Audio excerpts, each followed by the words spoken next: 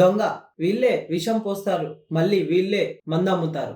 Influence selling cheap policies and మళ్ళీ వాళ్ళే videos చేస్తారు మీ హెల్త్ ఇన్సూరెన్స్ రిజెక్ట్ అయిందా అని చెప్పి. ఫ్యామిలీ మొత్తానికి 10,000కే ₹1,00,00,000 హెల్త్ ఇన్సూరెన్స్ అంటారు. మళ్ళీ వీళ్ళే వస్తుంది కానీ 20% కోపేమెంట్ అంటారు. కట్టుకునే ధైర్యం మనకున్నదా? తెలుగు ఇన్ఫ్లుయెన్సర్ రేట్ తక్కువ చేసి చూపించండి. ఆన్లైన్లో హెల్త్ ఇన్సూరెన్స్ తీసుకుంటే 30% డిస్కౌంట్ వస్తుందా? అది డిస్కౌంట్ కాదు, మీకు రావాల్సిన బెనిఫిట్లో నుంచి కట్టింగ్. మొన్న మనం చేసిన వీడియో పాలసీ బజార్ స్కామ్ అని చేశాం కదా, ఆ వీడియో చాలా మంచి రెస్పాన్స్ వచ్చింది. ఆ రెస్పాన్స్ చూసి నా మైండ్ బ్లాక్ అయిపోయింది. Many calls, many messages. అన్నా మాకిలా స్కామ్ జరిగింది పాలసీ బజార్లో, అన్నా మేము ఇలా మోసపోయాము, మాకు వాళ్ళు చెప్పింది ఒకటి అక్కడ అయ్యింది ఒకటి, మేము ఈ తెలుగు ఇన్ఫ్లుయెన్సర్ని నమ్మి మోసపోయాము, లేదా మేము పలానా ఇన్ఫ్లుయెన్సర్ని నమ్మి మోసపోయాము అని వచ్చిన కాల్సే ఎక్కువగా ఉన్నాయి. అండ్ నాకు కూడా ఆ వీడియో చూశాక అర్థమైంది మన వాళ్ళు చీప్ హెల్త్ ఇన్సూరెన్స్ ట్రాప్లో పడి ఎంత నష్టపోతున్నారో అని. అయితే ఒక గుడ్ న్యూస్, నిన్న కౌశిక్ మరడి గారు ఒక వీడియో చేశారు హెల్త్ ఇన్సూరెన్స్ గురించి. కాకపోతే ప్రతిసారి వారు పాలసీ బజార్ని ప్రమోట్ చేసేవాళ్ళు ఈసారి వేరే కంపెనీ ప్రమోట్ చేస్తున్నారు, విచ్ ఈస్ గుడ్. మరి ఈ మార్పు టెంపరీగానా, లేదా మనం చేసిన వీడియో ఎఫెక్టా, లేదా ఇది ఏమన్నా కొత్త స్ట్రాటజీ అనేది ముందు తెలుస్తుంది. ఇక్కడ కౌశిక్ మరడి అనే కాదు, టాప్ మోస్ట్ తెలుగు ఇన్ఫ్లుయెన్సర్స్, అది డే ట్రేడర్ కావచ్చు, లేదా దొరసాయి కావచ్చు, లేదా తెలుగు అసెట్స్ కావచ్చు, లేదా అసెట్ వేవ్ కావచ్చు, ఇంకా చాలా కంపెనీస్ ఉన్నాయి. ఈవెన్ రా టాక్స్ వాళ్ళు కూడా కావచ్చు. ఒక వీడియోలో వాళ్ళు కూడా ఈ పాలసీ బజార్ని ప్రమోట్ చేసిన వాళ్ళే. ఒక మాటలో చెప్పాలి అంటే వీళ్ళందరూ గుంపు కట్టుగా పని కట్టుకొని ఒక అన్ట్రస్టెడ్ ప్లాట్ఫామ్ని ప్రమోట్ చేస్తున్నారు, అదే పాలసీ బజార్.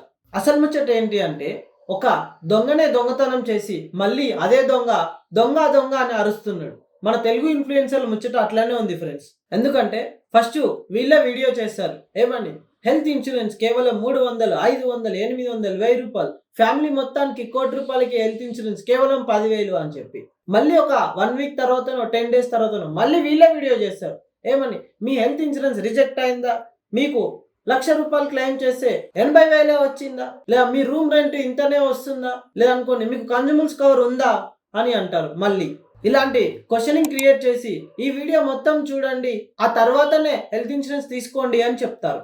అండ్ వాళ్ళు చెప్పిన ఆ వీడియో మొత్తం చూసి హెల్త్ ఇన్సూరెన్స్ తీసుకున్నాక మళ్ళీ అదే ప్రాబ్లం రిపీట్ అవుతుంది. మనకు ప్రీమియం తక్కువ అని చెప్పేసి 20% కోపేమెంట్ ఇవ్వడం, ప్రీమియం తక్కువ అని చెప్పేసి మీకు రూమ్ రెంట్లో క్యాపింగ్ ఇవ్వడం, ప్రీమియం తక్కువ అని చెప్పేసి మీకు జోన్ వైజ్ క్యాపింగ్ ఇవ్వడం, ప్రీమియం తక్కువ అని చెప్పేసి కన్జ్యూమబుల్స్ కవరేజ్ ఇవ్వకపోవడం, ఇలాంటివి జరుగుతున్నాయి. అంటే మీరే పాలసీ తక్కువలో అవుతుంది తీసుకోండి అంటారు, మళ్ళీ మీరే 20%, 30% కోపేమెంట్ అంటారు. ఇది ఎక్కడ లాజిక్ భయ్యా? మీరు ఆ కంపెనీని ప్రమోట్ చేసే ముందు కంపేర్ చేసుకొని తీసుకోండి, తక్కువ పడితేనే తీసుకోండి అంటున్నారు. సో తక్కువ ఎక్కడ పడుతున్నది? మీరు కవరేజెస్ అన్ని బంద్ చేసి తక్కువ పడుతుంది అని చెప్పి ఆ పాలసీ తీసుకోమని చెప్తున్నట్లే కదా.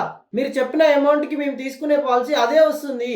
మీరు ఏదైతే అమౌంట్ చెప్తున్నారో ఆ ప్రీమియానికి మాకు ఇచ్చే పాలసీ ఎలా ఉంటున్నాయి అంటే either 20% co-payment, either room rent capping, either zonal wise capping, లేదనుకోండి కన్జ్యూమబుల్స్ రావు. ఇవే కదా మాకు మీరు ఇచ్చే పాలసీలు, మీరు చెప్పే పాలసీలు. అండ్ నాకు ఒక డౌట్, కంపేర్ చేసుకోండి, తక్కువ ఉంటేనే తీసుకోండి అంటున్నారు, అవును కదా? పాలసీ బజార్ ఏమన్నా మీ చుట్టమా మీకు 20%, 30% డిస్కౌంట్ ఇవ్వడానికి? పాలసీ బజారు అసలు ఏ హెల్త్ ఇన్సూరెన్స్ కంపెనీ నడపడం లేదు. హెల్త్ ఇన్సూరెన్స్ కంపెనీ డిస్కౌంట్ ఇవ్వట్లేదు, నువ్వు ఎట్లా ఇస్తున్నావు డిస్కౌంట్? మీరు ఎట్లా ప్రమోట్ చేస్తున్నారు? ఆన్సర్ కావాలి భయ్యా. మీరు 20%, 25% డిస్కౌంట్ ఎట్లా ఇస్తున్నారు నేను చెప్పినా కదా. రూమ్ క్యాపింగ్, కన్జ్యూమబుల్స్ ఇవ్వకపోవడం, కోపేమెంట్ ఇవ్వడం, ఇవే కదా. ఇవేవీ లేకుండా ఏజెంట్ దగ్గర తీసుకుంటే కమిషన్ తీసుకుంటాడు, మీరు డైరెక్ట్ ఆన్లైన్లో పాలసీ తీసుకోండి, మీకు ఎలాంటి మిడిల్ మ్యాన్ ఉండడు అంటారు. మరి పాలసీ బజార్ ఏంటి, మిడిల్ మ్యాన్ కాదా? తెలుగు ఇన్ఫ్లుయెన్సర్లను నమ్మి కొన్ని వందల పాలసీలు డైలీ ఆన్లైన్లో తీసుకుంటున్నారు. తీసుకున్న తర్వాత వాళ్ళు రియలైజ్ అవుతున్నారు, వాడు చెప్పింది ఒకటి, ఇక్కడ చేసేది ఒకటి, దానికి దీనికి పొంతన లేదు. మళ్ళీ వాళ్ళు మిమ్మల్ని కాంటాక్ట్ చేయాలి అంటే మీ నెంబర్ ఉండదు. పోనీ కంపెనీని కాంటాక్ట్ చేద్దామంటే వాళ్ళు ఎంత మిస్గైడ్ చేస్తున్నారు తెలుసా? ఒక ఎగ్జాంపుల్ చెప్తా చూడండి. మనకి నిన్ననే కామెంట్ కూడా చేశారు, థ్యాంక్ యూ అన్నయ్య అని చెప్పి నా లాస్ట్ పాలసీ బజార్ వీడియోకి, కావాలంటే చూడండి. అండ్ నేను తనకి రిప్లై కూడా ఇచ్చాను. మేడం మీ ప్రాబ్లం మొత్తం ఒకసారి కమెంట్ చేయండి. ఎందుకు అంటే తను నాకు కాల్ చేసింది. అన్నయ్య నేను ఒక పర్సన్ చెప్పాడు అని చెప్పి. ఆ పర్సన్ ఎవరో కాదు, కౌశిక్ మర్డియే. కౌశిక్ మర్డి చెప్పాడు అని చెప్పేసి నేను లైఫ్ ఇన్సూరెన్స్ పాలసీ తీసుకున్నా అన్నయ్య. అక్కడ అతను 700లోనే లైఫ్ ఇన్సూరెన్స్ వస్తుంది అని చెప్తే నేను ఆ లింక్ ఓపెన్ చేసి డీటెయిల్స్ ఫిల్ చేశాను. ఆ తర్వాత నాకు పాలసీ బజార్ నుంచి కాల్ వచ్చింది.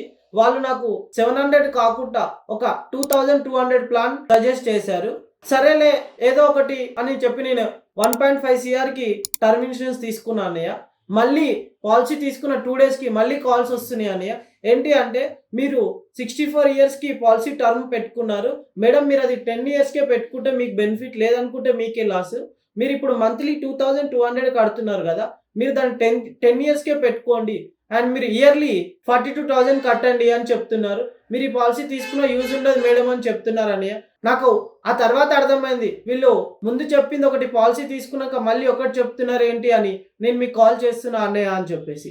కావాలంటే తనని రిక్వెస్ట్ చేశాను సెల్ఫీ వీడియో ఇవ్వమని చెప్పేసి. ఒకసారి ఇచ్చాక మీకు కూడా అర్థం అవుతుంది. మీ సబ్స్క్రైబర్స్ అయిన మేము మీరు చెప్పే వీడియోస్ని చూసి మిమ్మల్ని నమ్మి హెల్త్ ఇన్సూరెన్స్ తీసుకుంటే మీరు ఇంత మోసం చేస్తారా చెప్పండి? ఇదా మీరు చేసే మోసం?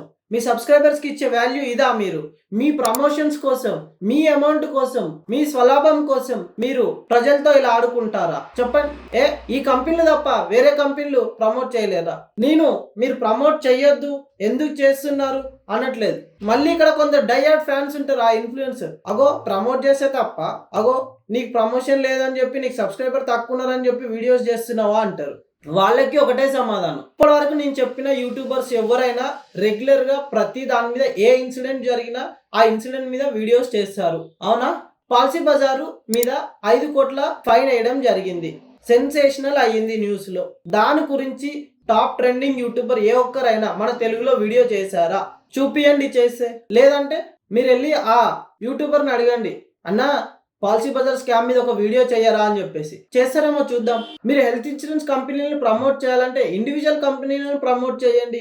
లేదనుకోండి డిట్టో ఇన్సూరెన్స్ అని ఉంది, one of the best broking insurance వాళ్ళది కూడా, వాళ్ళని కూడా ప్రమోట్ చేయండి, ప్రాబ్లం లేదు. నాకు ఇక్కడ ప్రాబ్లం మీరు ఇన్సూరెన్స్ కంపెనీని ప్రమోట్ చేస్తున్నందుకు కాదు, పాలసీ బజార్ని ప్రమోట్ చేస్తున్నందుకు నాకు ప్రాబ్లం. ఎందుకు అంటే పాలసీ బజార్ చెప్పేది ఒకటి చేసేది ఒకటి. పాలసీ బజార్లో పాలసీ తీసుకోకండి. ఈ వీడియో వాడు డిలీట్ చేయొచ్చు, లేదనుకోండి ఇంకేదైనా లీగల్ యాక్షన్ తీసుకోవచ్చు, నో ప్రాబ్లం, నాకు ఏ ప్రాబ్లం లేదు. ఈ ఛానల్ కాకపోతే ఇంకో ఛానల్ పెట్టుకుంటా. బట్ పాలసీ బజార్లో మాత్రం పాలసీలు తీసుకోకండి, అర్థం చేసుకోండి.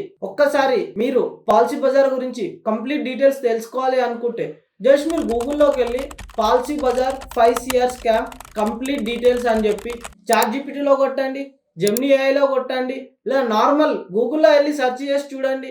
లేదా కొన్ని తెలుగు ఛానల్స్, కొన్ని మాత్రమే అన్ని కాదు, కొన్ని తెలుగు ఛానల్స్ దీని గురించి చెప్పడం జరిగింది. అది కూడా ఈ ఇన్సూరెన్స్ రిలేటెడ్ ప్రమోషన్ చెయ్యని వాళ్ళు చెప్పడం జరిగింది. ఒకసారి ఆ వీడియోస్ చూడండి, అప్పుడు మీకు అర్థమవుతుంది పాలసీ బజార్ అంటే ఏంటి, వీళ్ళు ఎందుకు అంతగానో ఇన్ఫ్లుయెన్స్ చేస్తున్నారు, పాలసీ బజార్ని ఎందుకు ప్రమోట్ చేస్తున్నారు అంతగానం అనేది అర్థమవుతుంది. 100 క్లైమ్స్లో ఒక 10 క్లైమ్స్ కనుక రిజెక్ట్ అయితే అందులో 6 క్లైమ్స్ అనేవి ఆన్లైన్లో పాలసీ తీసుకున్న క్లైమ్స్ మాత్రమే. మళ్ళీ ఆఫ్లైన్లో తీసుకున్న ఏజెంట్స్ మోసం చేయరా అంటే చేస్తారు కొందరు. ట్రస్టెడ్ ఉన్న వాళ్ళ దగ్గరికే వెళ్ళాలి. వాడు ఎన్ని ఇయర్స్ నుంచి వెళ్ళి ఆ ఇండస్ట్రీలో ఉన్నాడు, వాడు నిజంగానే హెల్త్ ఇన్సూరెన్స్ ఏజెంటా లేదా వేరే బ్రోకరా, లేదనుకోండి వేరే వాళ్ళ త్రూ పాలసీలు ఏమైనా చేయిస్తున్నారా కనుక్కొని పాలసీ తీసుకోండి. నేను లాస్ట్ 6 ఇయర్స్ నుంచి వెళ్ళి ఇన్సూరెన్స్ ఫీల్డ్లోనే ఉన్నాను.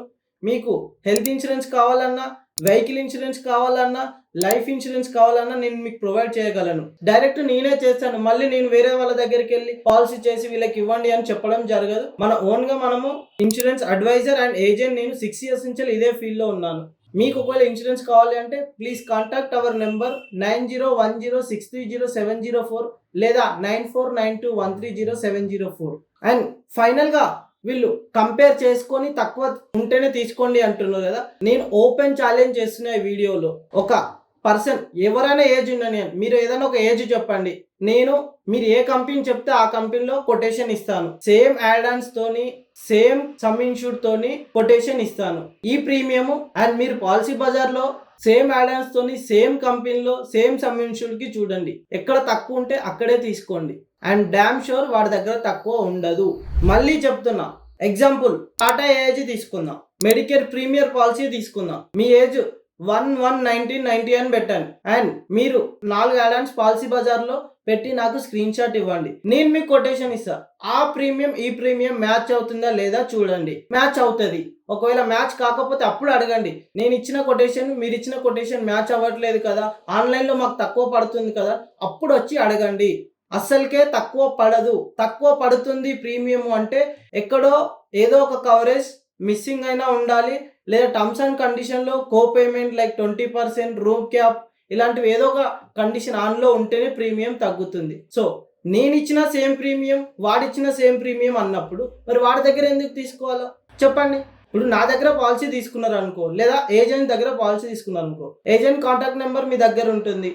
మీరు పాలసీ తీసుకునేటప్పుడు ఏం మాట్లాడారు, మీకు ఏజెంట్ ఏం మాట్లాడారు, అదంతా మీ ఇద్దరి మధ్యలో కన్వర్జేషన్ ఉంటుంది.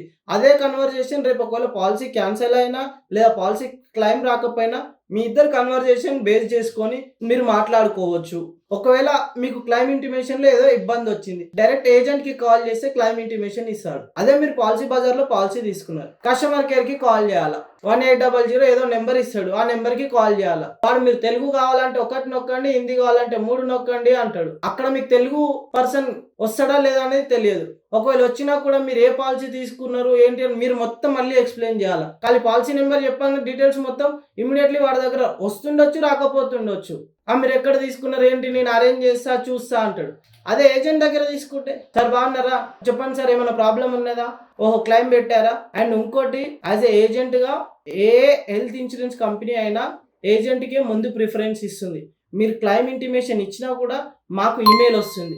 మీరు క్లెయిమ్ పాలసీలో ఏదైనా ఎండోర్స్మెంట్ మీరు మాకు తెలియకుండా యాప్లో కానీ వెబ్సైట్లో కానీ చేసినా కూడా మాకు మెయిల్ వస్తుంది. అండ్ మీరు అందులో ఎగ్జాంపుల్ చెప్తున్నా, మీ పాలసీలో మొబైల్ నెంబర్ చేంజ్ చేసిన, ఈమెయిల్ ఐడి చేంజ్ చేసిన, నామినీ పేరు చేంజ్ చేసిన, రెన్యువల్కి వచ్చే ముందు మీరు ఏదన్నా యాడ్ ఆన్ తీసేసినా కూడా మాకు మెయిల్ వస్తుంది. లాస్ట్ ఇయర్ నువ్వు సో పర్సన్కి ఇన్సూరెన్స్ చేసావు కదా నవీన్, ఆ పర్సన్ రెన్యువల్కి వచ్చింది, ఆయన ఆన్లైన్లో చెక్ చేశాడు, రెన్యువల్ లింక్లో ఆయన కన్జ్యూమర్స్ కవరేజ్ తీసేసి పాలసీ చేసుకోవడానికి చూస్తున్నాడు, ఒకసారి చూసి మాట్లాడు అని చెప్పి. పాలసీ బజారుడు ఇవన్నీ చెక్ చేస్తాడా? దయచేసి చెప్తున్నా, పాలసీ బజార్లో తప్ప మీరు ఎక్కడైనా హెల్త్ ఇన్సూరెన్స్ తీసుకోండి, పాలసీ బజార్లో వద్దు. అర్థం చేసుకోండి. సో ఫ్రెండ్స్, అర్థమైంది అనుకుంటా. ఇన్ఫ్లుయెన్సర్ చెప్పే సొల్లు మేటర్లు విని మీరు ఇప్పటి నుంచెలైనా హెల్త్ ఇన్సూరెన్స్ కానీ, లైఫ్ ఇన్సూరెన్స్ కానీ, వెహికల్ ఇన్సూరెన్స్ కానీ తీసుకోకండి. మీ నియర్ బై ఏజెంట్ దగ్గరే తీసుకోండి. ఇఫ్ ఇన్ కేస్ మీకు ఏజెంట్ దగ్గర తీసుకోవడం ఇష్టం లేదు అంటే మీ నియర్ బై కంపెనీకి వెళ్ళి మాత్రమే తీసుకోండి. కానీ ఆన్లైన్లో పాలసీ బజార్లో మాత్రం వద్దు. అర్థం చేసుకోండి. నా దగ్గర లాస్ట్ వీడియో చూసినాక చాలా కాల్స్ వచ్చాయని చెప్పా కదా, అందులో నాకు ఒక 40 కాల్స్ వస్తాయి. నేను అందులో 4 మాత్రమే ఇన్సూరెన్స్ చేయడం జరిగింది. ఎందుకు అంటే వాళ్ళు మాకు ప్రీమియం తక్కువ కావాలా, క్యాపింగ్ పడ్డా పర్లేదు, కన్జ్యూమర్స్ రాకున్నా పర్లేదు అనే కస్టమర్సే ఉన్నారు. వాళ్ళు ఈరోజు ప్రీమియం తక్కువ అంటారు, రేపటి నాడు క్లెయిమ్ రాకపోయింది అనుకో, ఈ తక్కువ ప్రీమియం తీసుకున్నప్పుడు క్లెయిమ్లో ఎలాగో 20% కో పేమెంటో 30% కో పేమెంటో వస్తుంది. మళ్ళీ అప్పుడు ఏమంటారంటే, నేను పలానా పర్సన్ దగ్గర చేసుకుని నాకు ఇదే వచ్చింది అంటారు. అక్కడ వాడు నాకు ప్రీమియం తక్కువ కావాలని నేను ఇది తీసుకున్నా అని చెప్పడు. అలాంటి వాళ్ళకి నేను ఇన్సూరెన్స్ చెయ్యను కూడా.